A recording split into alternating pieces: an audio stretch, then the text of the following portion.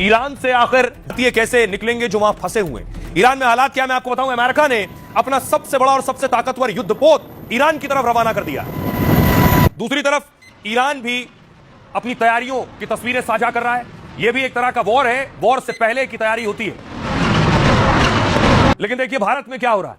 भारत में करगिल से आज भी तस्वीरें आई हैं जहां खमनेई के समर्थन में प्रदर्शन हो रहा है। ये भारत की तस्वीरें आप देख रहे हैं, भारत में प्रदर्शन हो रहा है, खमनेई के हक में प्रदर्शन हो रहा है, लेकिन खमनेई के खिलाफ और रजा पहलवी के समर्थन में भी भारत में हो रहा है प्रदर्शन। ये दिल्ली की सड़कों की तस्वीरें आप देख रहे हैं, दिल्ली में लोग सड़कों पर उतरे रजा पहलवी के हक में। ये जो प्रदर्शन देखिए दिल्ली में हो रहा है, ईरान का नया झंडा ये प्रदर्शनकारी लिए हुए हैं। लेकिन बहुत से लोग जो फंसे हैं ईरान में, उनके परिवारों की आंखों में आंसू हैं। उन्हें इंतजार है कि उनके घर का लाल, उनका बेटा कब ईरान से और कैसे वापस आएगा। प्रधानमंत्री नरेंद्र मोदी और सरकार से अपील है कि इनका बेटा वापस आए।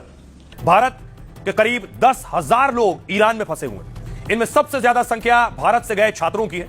भारत सरकार ने भारतीयों से तुरंत ईरान छोड़ने को कहा है, लेकिन बड़ी संख्या में फंसे भारतीय निकल नहीं पा रहे हैं। ईरान में विदेशी छात्रों को पासपोर्ट यूनिवर्सिटी में जमा करना होता है। जब छात्र वापस अपने देश जाना चाहते हैं तब पासपोर्ट मिलता है। इमरजेंसी में कई यूनिवर्सिटी तुरंत पासपोर्ट वापस नहीं कर रही। ईरान छोड़ने के लिए छात्रों को एग्जिट वीजा की जरूरत होती है। परीक्षा टल गई है तो कई यूनिवर्सिटी एग्जिट वीजा के लिए तैयार नहीं। इस वजह से भी हजारों भारतीय छात्र ईरान में फंसे हुए। ईरान से वापसी के लिए बहुत सीमित उड़ानें हैं और हालात बिगड़े तो टिकट भी आसमान पर है। ईरान से भारत आने में पहले 25 से 30 हजार रुपए लगते थे, अब फ्लाइट की टिकट 1.5 लाख रुपए तक पहुंच गई। इंटरनेट बंद होने से लोग परिवार से संपर्क नहीं कर पा रहे हैं और इस वजह से वो भारत से पैसे भी नहीं मंगवा पा रहे हैं जो ईरान में फंसे, और भारतीय दूतावास से संपर्क करने में भी दिक्कतें पेश आ रही। कर्फ्यू और नाकेबंदी की वजह से वो बाहर नहीं निकल पा रहे हैं।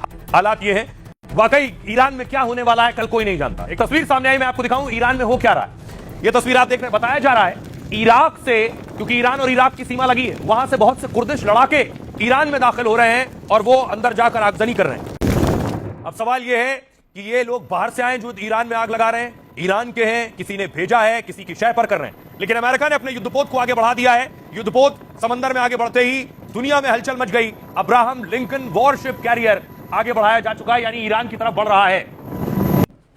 अब देखिए जरा, अमेरिकी युद्धपोत वेनेजुएला पर हमले से पहले ट्रंप ने जैसे उसकी घेराबंदी की थी इस युद्धपोत के जरिए, वैसे ही घेराबंदी अमेरिका अब ईरान की करने में जुटा है। ईरान के पास आसमान से समंदर तक सैन्य मौजूदगी बढ़ा रहा है। वो अपने सबसे बड़े युद्धपोत यूएसएस लिंकन को ईरान की ओर भेज दिया। 60,000 करोड़ रुपए का यह वॉरशिप है। इस वॉरशिप कैरियर में 37 साल से यह अमेरिका की ताकत बना हुआ है। इसमें खतरनाक मिसाइल और हथियारों से लैस युद्धपोत यह समंदर में ट्रंप का सबसे ज्यादा भरोसेमंद साथी है। इसमें 6 से 7 हजार सैनिक, 65 से 70 फाइटर जेट तैनात हो सकते हैं। इसमें कई छोटे युद्धपोत और दर्जनों हेलीकॉप्टर भी रहते हैं। इस युद्धपोत में परमाणु हमले में सक्षम कई पनडुब्बियां भी होती हैं। जहां सबसे ज्यादा खतरा और चुनौती होती है, अमेरिका वहां इसे तैनात करता है और इसका इस्तेमाल अभी वो चीन पर नजर रखने के लिए कर रहा था और यह एयरक्राफ्ट कैरियर दक्षिण चीन सागर में तैनात किया गया था। लेकिन अब मिडिल ईस्ट की ओर भेजने के फैसले से संदेश साफ है कि अमेरिका ईरान को घेरकर बड़ी सैन्य कार्रवाई की प्लानिंग भी कर रहा है। क्या मादुरो की तरह ट्रंप की नजर अब खमनेई पर भी है, इसलिए पहले मिडिल ईस्ट में 40,000 सैनिक और 6,000 जहाज उतारे और अब अपने सबसे भरोसेमंद युद्धपोत को भी ऑपरेशन के लिए भेज दिया है।